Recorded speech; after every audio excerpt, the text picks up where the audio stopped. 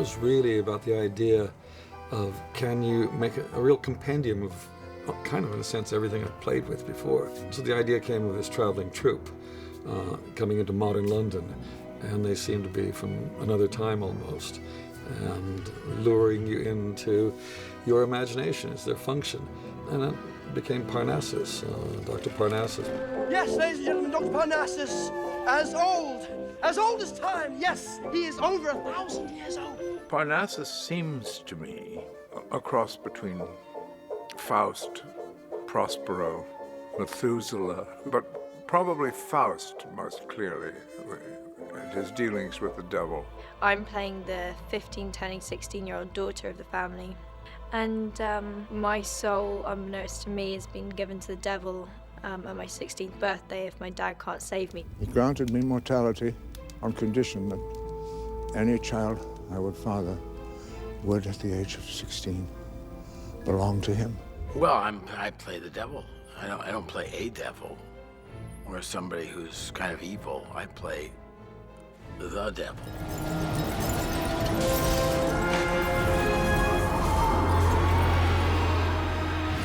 I suppose I'm on the good side, I guess.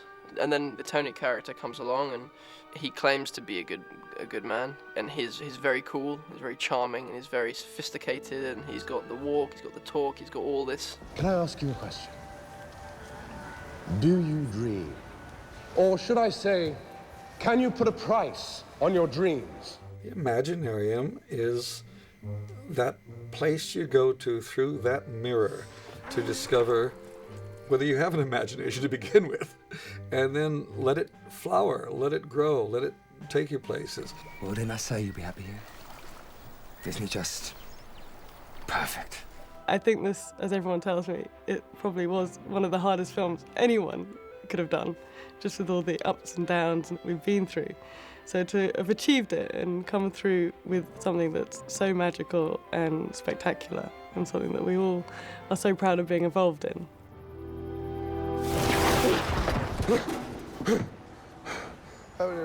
Imaginarium of Dr. Parnassus, it's a movie that will deliver all that Terry Gilliam has been made up to now.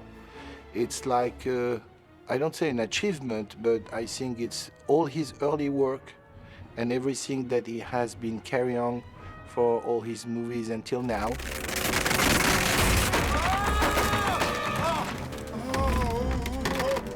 I know what you've done, and it's extraordinary, and because it's magical, and it's very moving. I think it's touching, it's funny, it's all sorts of things. So in many ways, it's both the most mature thing I've done and the most juvenile thing I've done.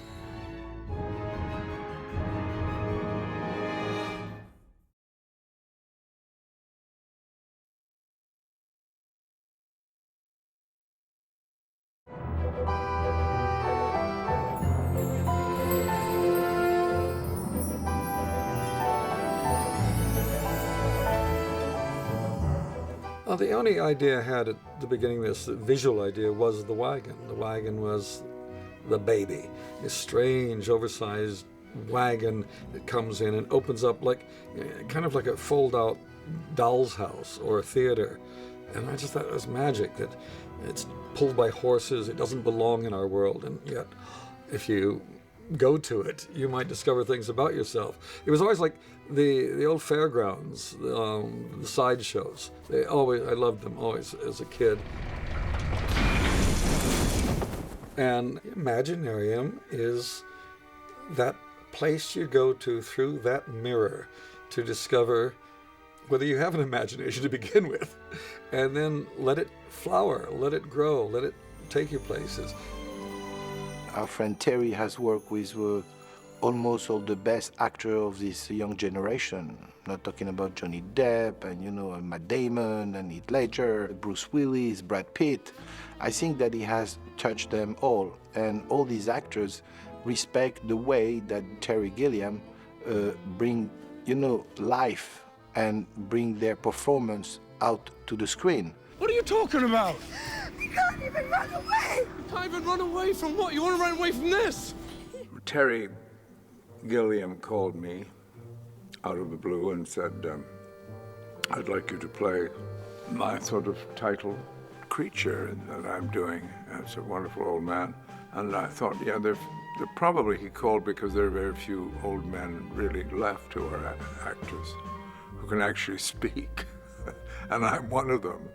I am thousands of years old. I have been immortal, and I did make a bargain with the devil. It's so much fun to have the freedom that Terry gives you, because you can literally do anything and it's not wrong, and he'll kind of laugh at it and go, okay, well we might use that, so yeah, fine, great, do something else. So that, I mean, all of that is a gift for an actor, for anyone who wants just to play.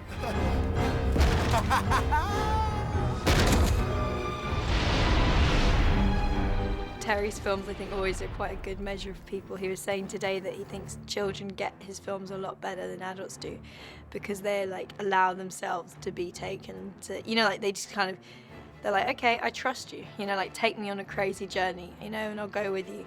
Terry is a wizard. He is Parnassus. Unlimited imagination and energy and enthusiasm.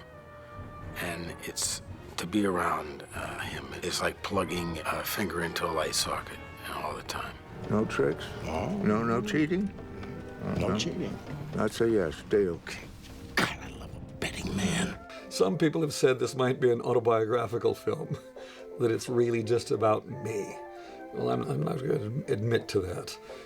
It uses a lot of things that I've been through, my frustrations, my angers at the way things go, the success of films, the failures of films, the attempt to try to expand people's view of what's possible in the world. So those are, I suppose, autobiographical elements, but the story's got its own course to run.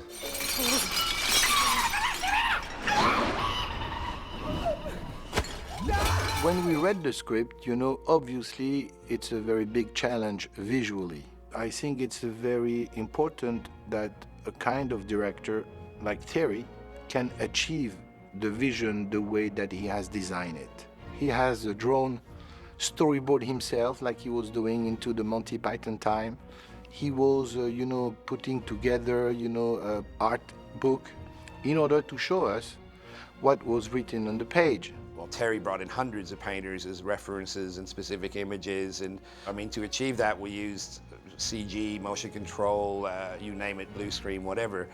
But I would say that the technical aspects of the visual effects on the movie were challenging, but the design aspects were by far and away more difficult. They were the real challenge. He has so much ideas, and his world is so eclectic. And if I have 2 ideas, he has 20. Because he has a vision, and he can see his movie from the beginning to the end. It's very rich, and I get to wear more costumes than I've ever worn in my life, and I've worn a hell of a lot of costumes. All in one movie, it seems, too. He likes everything big. Everything's got to be very, very big and huge. And because the whole film is on a big scale, and it just kind of keeps getting bigger and bigger and bigger. I think that the thing which is so unique about Terry and that explosive imagination is he is also one of the few directors that I've worked with who literally can do all the jobs of the people that he surrounds himself with better than we can. And I think he just pushes everyone to get the most out of it. And when he does that and everyone sees the end result, I think they're all so happy that that's what he did. And I think that for everyone to be pushed that far, you know, it shows on screen.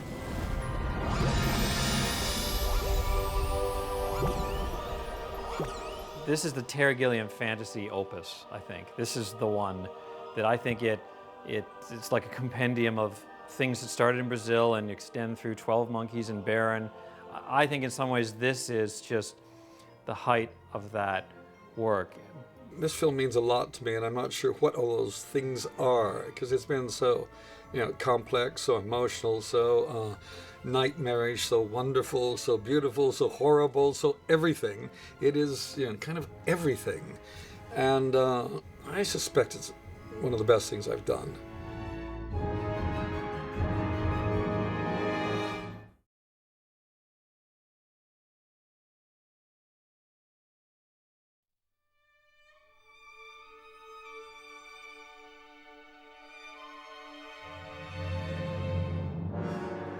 One of the bigger visual effects shots, the monastery that Dr. Parnassus meets the devil in, involves an awful lot of different techniques. I was maybe going to sort of talk you through some of the complexity that we went through to make it work. Obviously, like the whole movie, it started in Terry's head, and he came up with a storyboard that basically was quite different in a lot of ways than it came out. Originally, we went in through a snowball and went into the snow flurries, met Mr. Nick riding his horse, and then up to the monastery itself. From here on, it's pretty much identical to what we ended up doing in the movie. And Terry's original sketch, which is probably 2.5 years old now, is not far off what we ended up sort of making. This was something Terry put together in the very, very early days, one of the first visuals that, you got the whole style of the sort of ancient monastery at the foot of the cliff, etc., etc. I think Terry had a very good presentation of what it looked like, and it looked very timeless. This kind of city on a horizon in this kind of Bruegel-esque landscape. But that's something that I looked at and thought, well, we're not really revealing it here, are we? It's got timelessness, but is it dramatic in a cinematic way? So I think I took it home over the weekend and thought, I wonder, and did some drawings and came back in with that stuff, and Terry said, well, yeah, okay. And we also had to make sure that it tied in on the interior with what was going on in the next scene. In the next scene, Parnassus meets the devil, and there's hundreds of monks on flying carpets floating around, and geographically the exterior of the monastery had to look like that could fit inside. So we'd actually built, or set up plans and designs for the stage itself, which sort of shows where Parnassus would sit, and the monastery itself would sort of fill this area around here, because it's quite a bit bigger than the internal part. The guys in Canada had created some fly-throughs of the interior, which gave us an idea of exactly what the interior dimensions would look like. So that door out there would be on the monastery itself, seen from the exterior. Everything else would be inside the big cupola. We had measurements for all of this, and it's obviously pretty important in terms of designing the thing itself. So at that point, our miniature guys, under the direction of Lee, started building the thing. The monastery was quite a large model, but with lots and lots of detail. And as Terry saw it, he decided that he wanted to go in tighter and tighter and tighter. So it was a challenge for us to actually get the detail. It was quite a big scale, over 100 scale, so a person was tiny, tiny. I mean, it was great, and we were really particularly proud of that one. Meanwhile, in another part of town, Vancouver actually, and we were setting up to shoot the Mr. Nick elements, which basically meant building a full-size piece of rock and finding a horse, getting Tom Waits on it. This had to be made part of the miniature, locked into the corner of it, and made part of the same camera move. So, having sort of got that far, it was important that we try and visualize with Terry what the final shot was going to look like, which would allow us to make sure the model could handle the detail and allow us to work out what sort of CG elements we needed. So one of our guys started assembling effectively fake moves. This is the stuff all sort of put together in CG with the live action dropped in. Then we started playing with camera moves. This was a sort of a very slow, majestic move in. The bird itself was a very simple bird, but it gave us some idea what it was going to do, and we eventually sort of matched it in at the end of the day. Another one was to try and come in a bit quicker, slightly different angle. We had to get this pretty much sorted out as much as possible before the shoot, because motion control cameras are very expensive to rent, and we really only had 2 days to make all this work on the day. And at the same time, we had to work out how the eagle was going to work. Well, first off, we built a skeleton for it to try and make sure the wing movements would make sense. This is sort of how it started life, as this sort of spindly thing flying around. Terry then came up with the idea of the long sort of bird of paradise feathers coming off it to make it look a little more interesting. And after a fairly lengthy design process, we ended up with the sort of multicolored bird of paradise that ends up in the final sequence. And alongside this, the miniature shoot had started.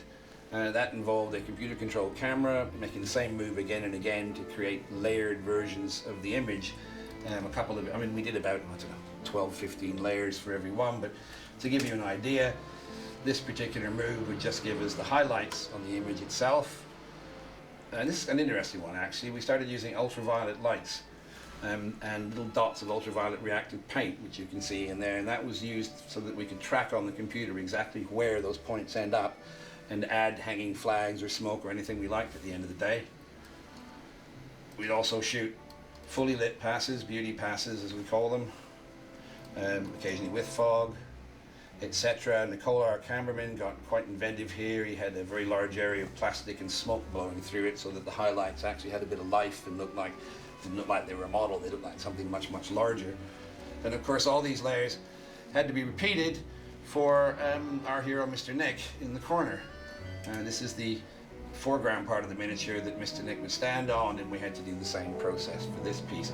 The last thing we sort of needed when we looked at what was being shot was CG elements. There's lots of bits that it makes more sense to do as computer animation on a big miniature. Things like our moving walkway hanging, and because the walkway swings to a certain extent in the real world, it would have been impossible to make the walkway swing every time the same positions as it did, you know, on each layer. So it made sense to build that as computer animation, stick it on later. Same was true for the fog layers that were used to knock back the elephants at the bottom, and these little flame elements were used to track at various ends of the animation. So in the end, all of that, if you've followed the whole thing, was put together by a comp artist, Peter Van Hout in this case, and we ended up with the final shot that looked like this.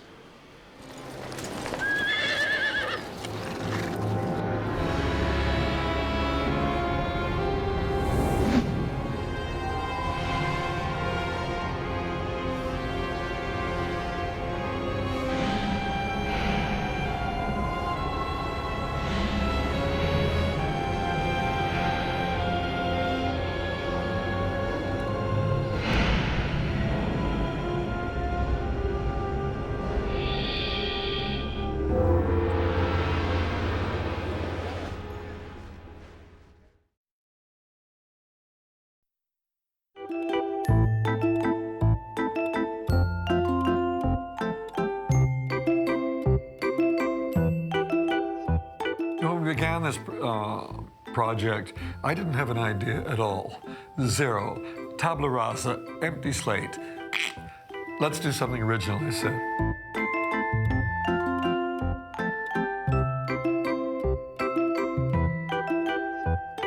I was putting together a book of ideas when we were trying to raise money for the film, and we started doing some painting.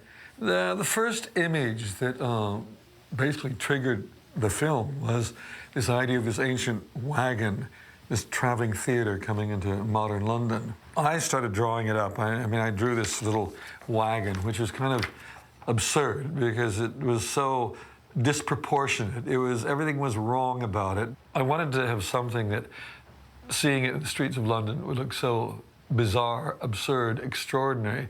And the interesting thing is nobody's paying attention to it. We built it so it would open up, and as it opened up like a pop-up book, it became this theater. Once we had this idea, I thought, well, let's go through a magic mirror into a place where your imagination can just flower.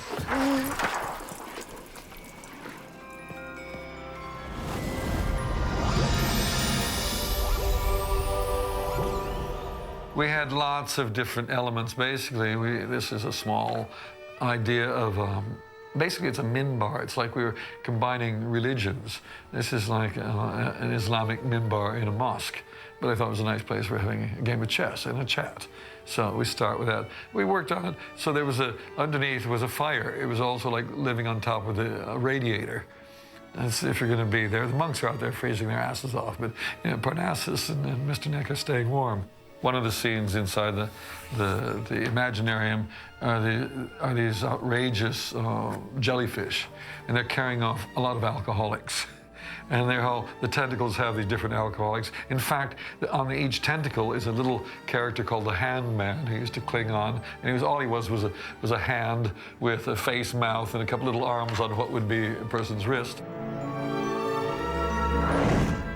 A nicer part of the Imaginarium is when young boy Diego goes in, and floating around in this extraordinary fantasy world for a child is this great big balloon that we made. I always love this idea of Parnassus's head as a balloon with eye, nose, and it just goes right around. It's multiple heads, and we build a very strange thing of propellers and gears.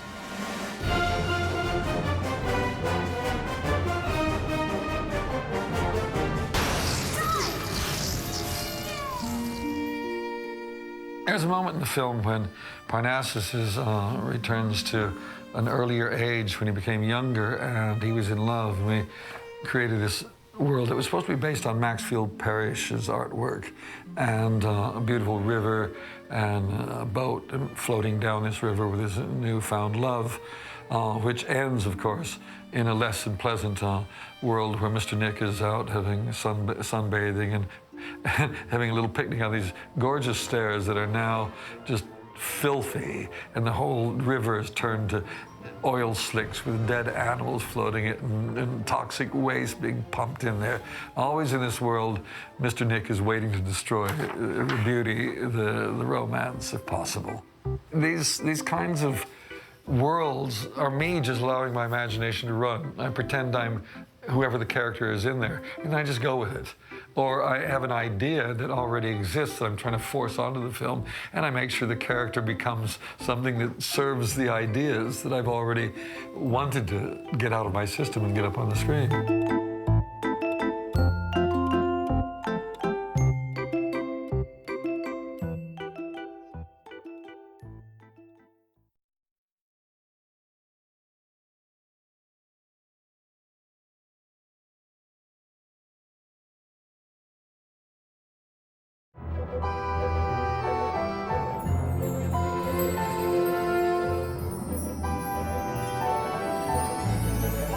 It's been an extraordinary journey so far, but what would you expect from an extraordinary film? Why shouldn't the making be as extraordinary as the film itself? Can I ask you a question? Do you dream? Or should I say, can you put a price on your dreams? The tragedy of Heath Ledger's death made us have to think very seriously for a moment as whether we continue the film or whether we start rewriting and make even a better film. We made the second choice. What are you talking about? You can't even run away! You can't even run away from what? You want to run away from this? One of the most wonderful and magical and moving moments was when Johnny Depp, Colin Farrell, and Jude Law all agreed to come in and take over the part that Heath was unable to finish. This is a great testament to their love of Heath, their respect for this extraordinary actor, and for their excitement for this movie. We have shot all the part of the movie in the real world, and all the fantasy world that was supposed to be shot in Vancouver was missing. So Terry came with the idea that every time Tony was going through the mirror, it will be with a different actor.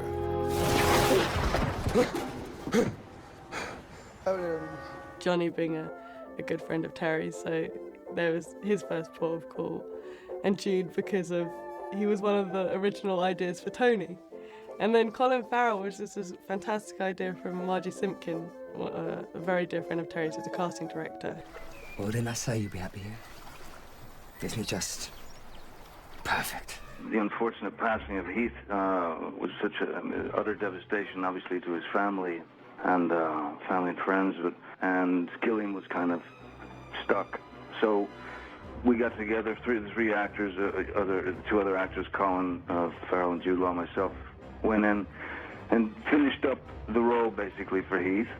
And basically what we said was just give Heath, it's Heath's money and it should go to Matilda. I think it's a pretty unique situation. I can't think of this ever happening before, and it's a really positive demonstration to me of the kind of community of film, and it seemed fitting that Heath's work was respected and continued, and also for me, as a huge fan of Terry's, that his film was completed. And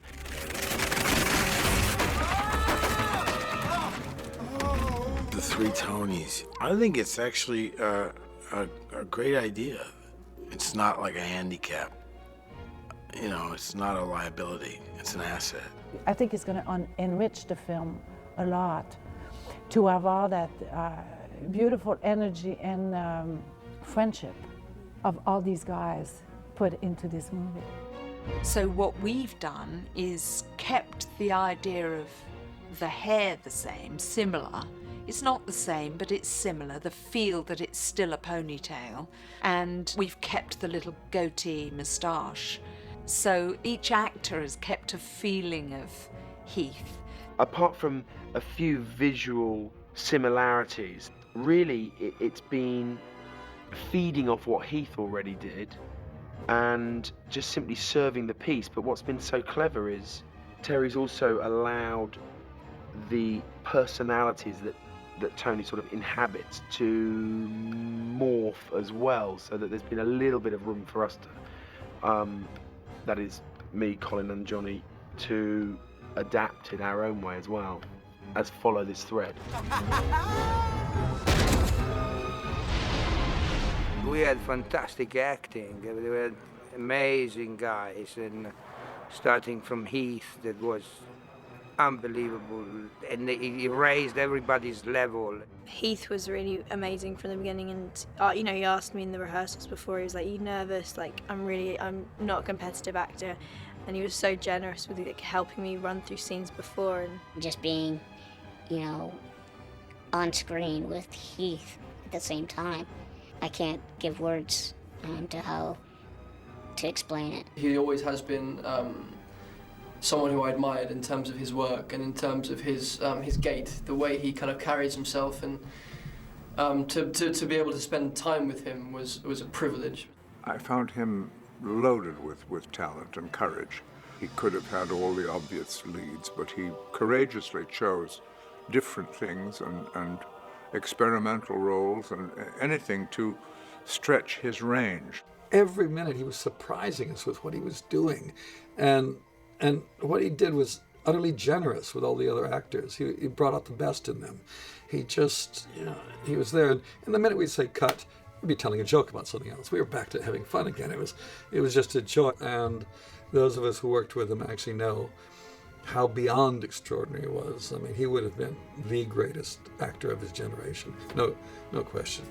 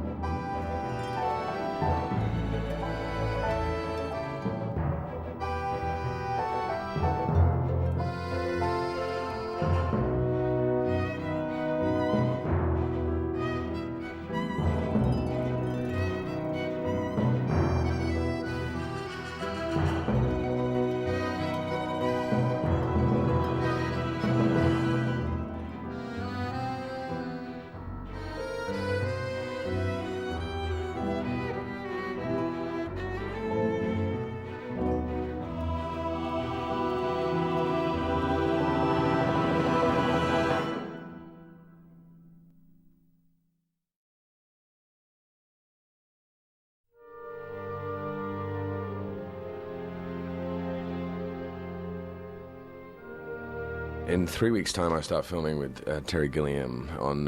That you had so much success with the Brothers Grimm.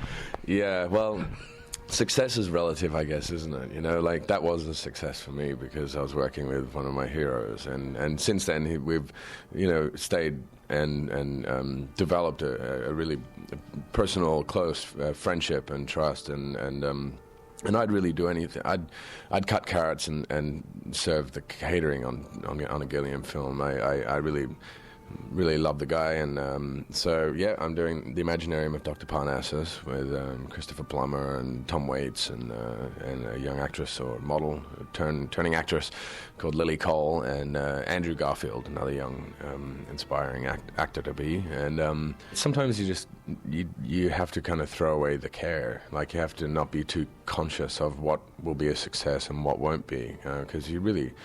That's out of your power, and like I said, like, what is success? And so I try to look at what I feel like because for me, like, what a success is I mean, the only time that I'm alive and living and expressing and feeling and relating is when I'm on set, and that time between action and cut. And so that's the only thing that's really important, is how that experience is. And how that experience will affect my life and what I have to give from my life to that experience. And everything that happens after that is just irrelevant. You know, it's kind of, if it's a success, great. If it's not, great, fine. You know, it's it affects you or it doesn't, but that shouldn't, in my mind, it shouldn't kind of dictate what your choice is. I just want to enjoy myself. I want to learn more. I want to work with good people, creatively and as people, and really just good people. And so that drives me more than, well, thinking, oh, you know, Terry had a really hard time on Brothers Grimm, and you know, for some odd reason is finding it hard to get his next movie up and running. You know, that's too risky. I can't be involved with that. No, it's like he's one of the greatest creative, visionary minds of ever in film history, and a wonderful figure in my life, and had done a lot for me, and cast me in the Brothers Grimm when no one wanted to work with me at that stage of my career, and you know, the company, even once Terry brought me on board, didn't even want me in the film and tried to replace me, and Terry said, no, I'm not doing the movie without him for some odd reason. You know, so it's like he had given a lot to me, and it's like, if I can do anything to help him out, then I will.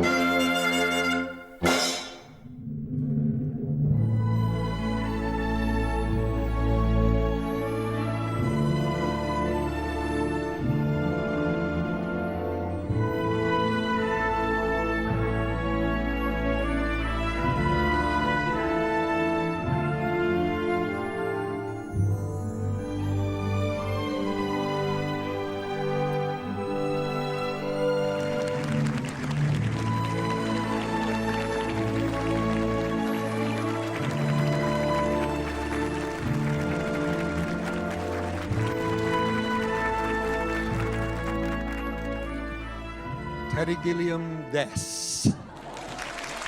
Thank you. It's wonderful to be back in Tokyo. I've had wonderful experiences here in the past. There's something about Japanese audiences that seem to appreciate the kind of work we do. So I hope we won't disappoint you tonight. But it's lovely being here. Thank you. Konbanwa. Lily Cole des. I'm very happy to be here too. I love Japan. I've been several times over the last few years, so I was very happy to take this opportunity to come. And this is the last press tour we're doing for the movie, and I really hope you enjoy it.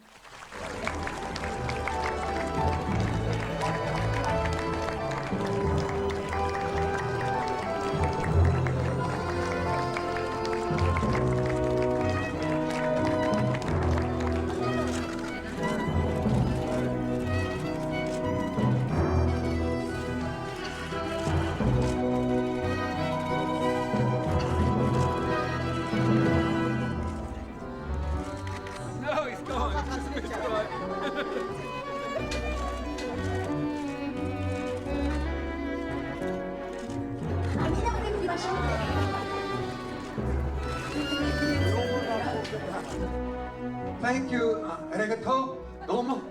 Everything.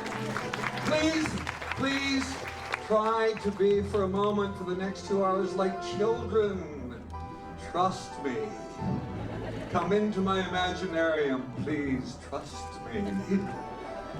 Relax, and please lower your expectations. Thank you.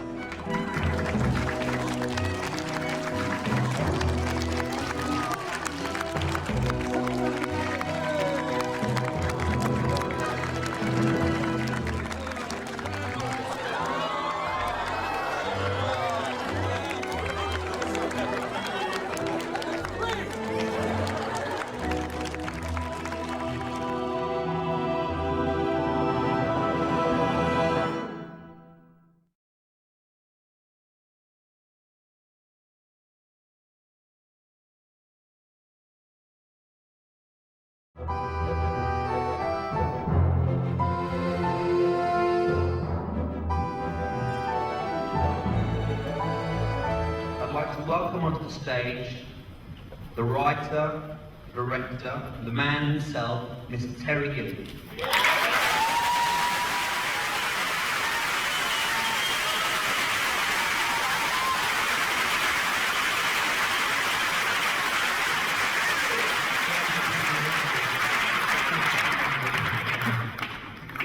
Thank you, Zini, for doing the hard work, all the thanks, so I don't have to thank anybody.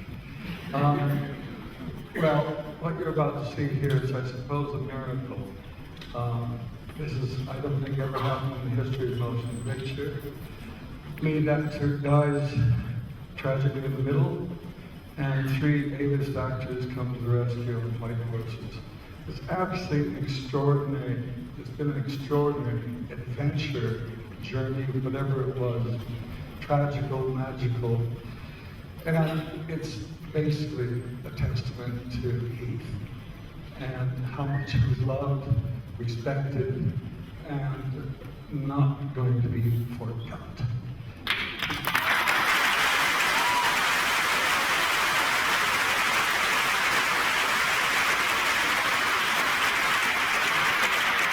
I've been incredibly lucky to be surrounded by people who don't listen to me, people who don't take orders properly, people who push me when I get enough. And so I'm going to introduce them. I know it's late, it's running quite late. I swore this was going to start on time because I hate sitting here for whatever it is, 45 minutes after they told me to sit down. So I'll try to be as short as possible, but I want to see you to see the people that have made this film possible. I want to know what they look like, so when you don't like it, you don't blame me, you go for me. So, first will be, as mentioned, a certain Amy Gilliam and a certain Samuel Hadida.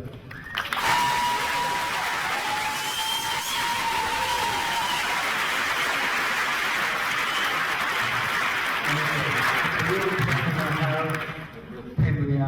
daughter as a producer, I'll tell you that. But and I've got a couple other people that were equally irritating to me.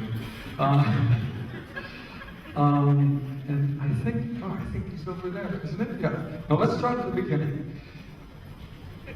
I decided it was time to try to write an original film, not adapt something. And it was a very strange experience. So I called my old buddy Charles McEwen, who had worked with me on Brazil and Munchausen, and dragged him into my life. So I'd like you to meet him. He was the guy that helped form this beast out of the primeval ooze that was my brain. And here he is, Charles McEwen. And another person all the way from Italy, a man who's been with me ever since Fear and Loathing in Las Vegas. He's sort of a giant, carries me when I can't walk.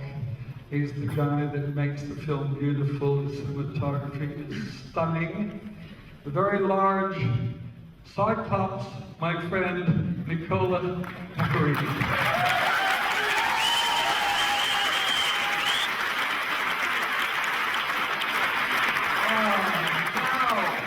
There's so many people in this film, so many casts that I want to thank, besides the technicians and all the people who worked on it.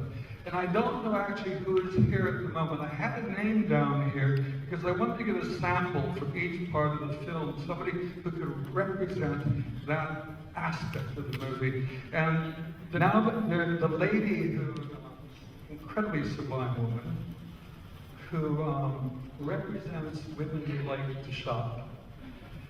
And it's the extraordinary actress, Maggie Steed. Johnny Depp said men don't dance, but you'll see, Maggie made him dance. Now, who else here?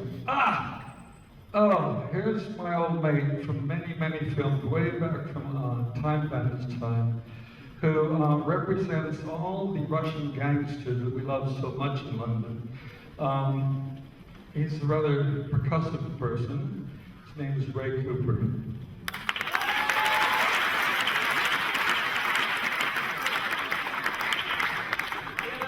Yes, he made it, thank God. And now enough of old men. Let's go for babes. And there's nobody better at the moment. This little lady represents all the girls who love to go out with the devil. Her name is Paloma Faith. You've got a new album out, haven't you, Paloma? There's a new album out, isn't it? Are you a hit yet? A hit? Are you a hit?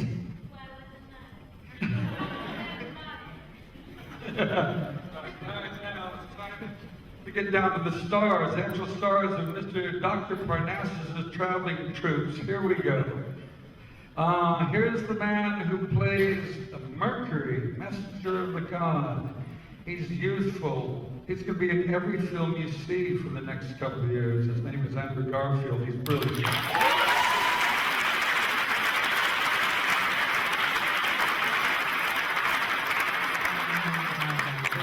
And Parnassus needs an extraordinary daughter. And there was only one person in our thinking that could do this.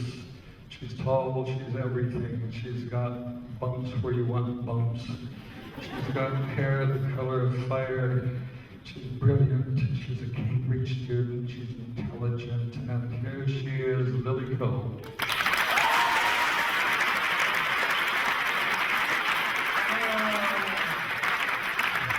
How can one make a film these days without a certain person? If Parnassus was Pinocchio, he would need a Jiminy Cricket. He needs a conscience, and there's only one man good enough to play the conscience of Dr. Parnassus, Mr. Vern Troyer.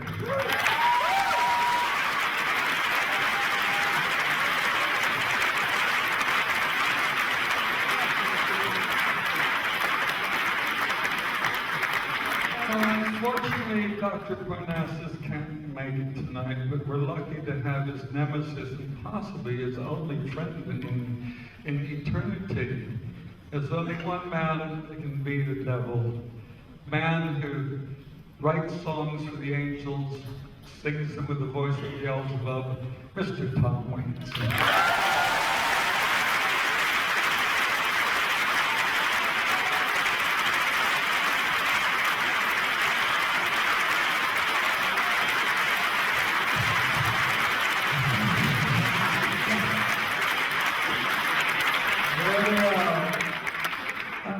So now there's nothing left to say but sit back, relax, lower your expectations, and join us in the Imaginarium of Dr. Parnassus.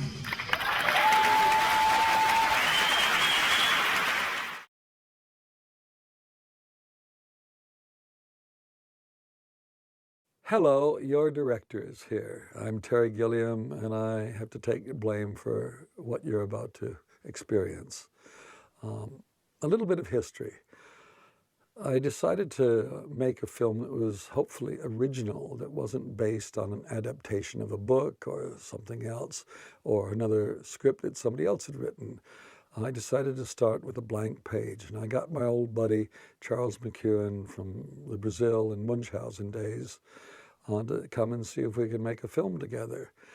One of the original feelings about the film was to do a compendium, kind of the things that had always been either in my films or films that I wanted to make, something more playful. I was thinking of Fellini's Amarcord, which was made at a certain point in his career, and Bergman's Fanny and Alexander.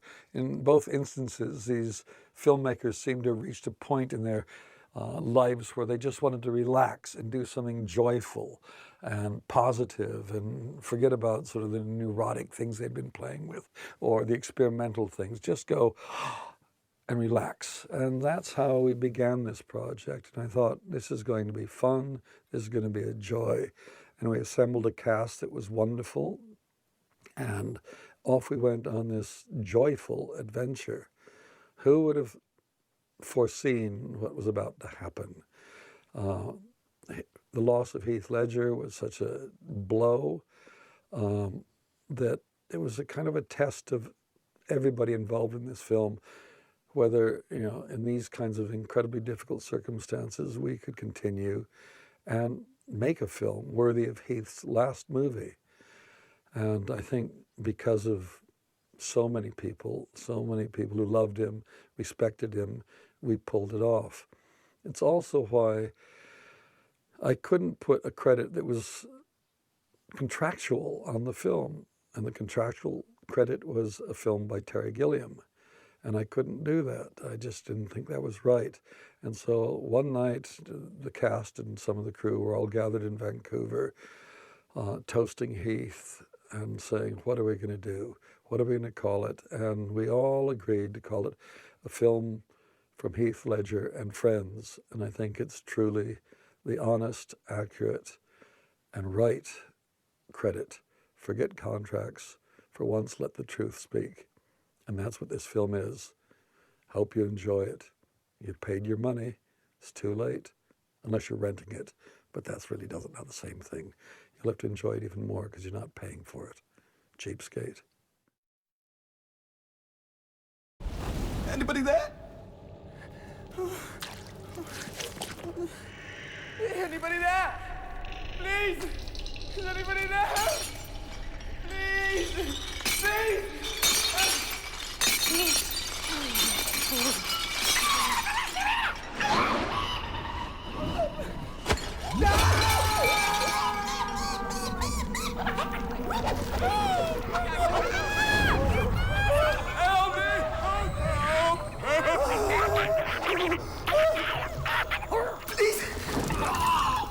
I'll never drink again, I promise!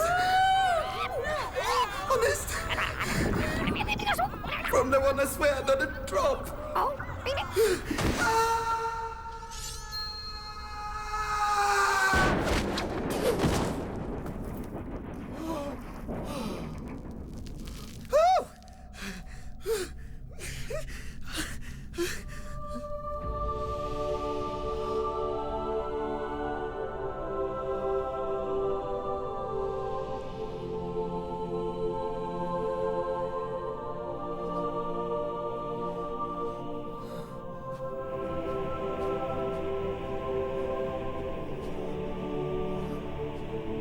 have chosen well.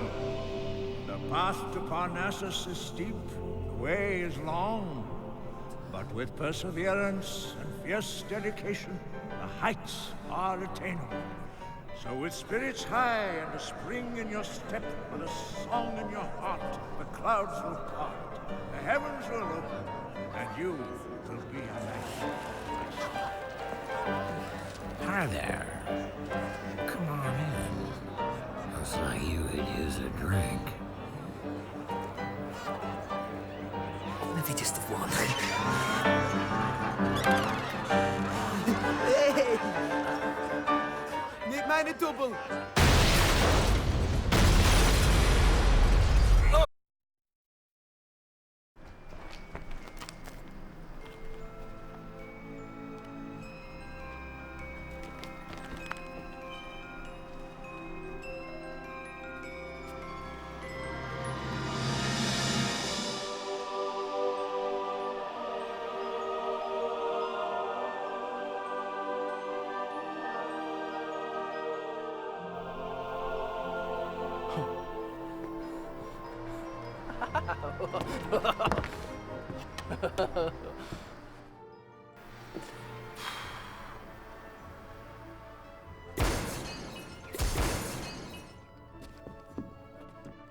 Oh, yes. Come on.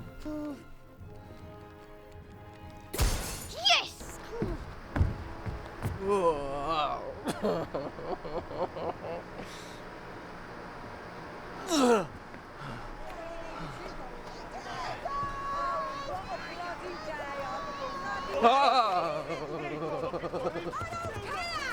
Oh, for crying out loud! Shut up! Excuse me? Have you got a license for this circus? We are not a circus. We've lost our son. Do you have any idea of the dangers of interrupting a deep trance? One of you perverts has got our boy. I won't be answerable for my actions.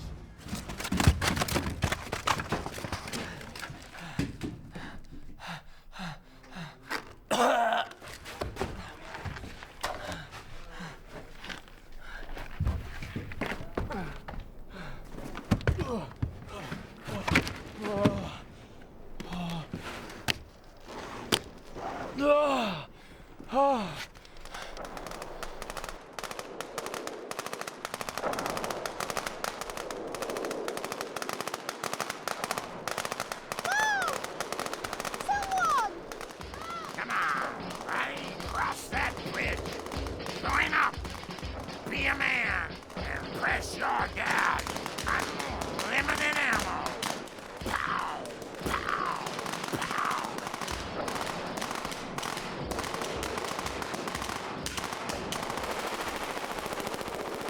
Whoops, nothing to worry about there, son.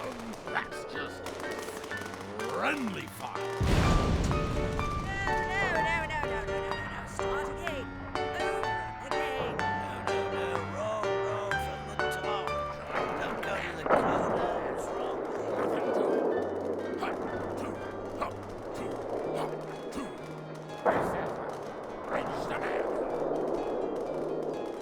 Help! It doesn't work! It's broken! What's broken? The video game? The one that we're in? This isn't a video game, man. This isn't a video game. Well, you can see I'm not really supposed to be here. Well, what am I going to do? Well, that's the point. It's up to you, my friend. Don't leave me! Don't let me die! Just follow your heart. Okay? Just make sure you follow your heart.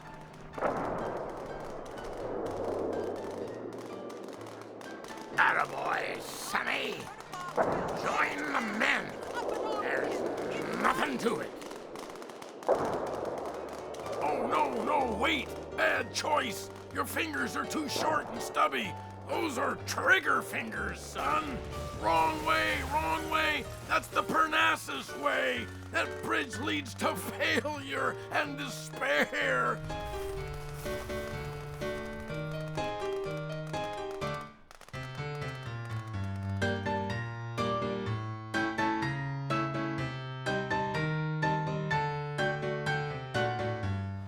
Is he kidnapped? They've taken him! Do something, Dad! leave here, but they can't go on the time.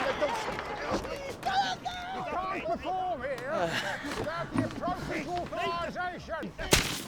You're breaking a fish. Hello.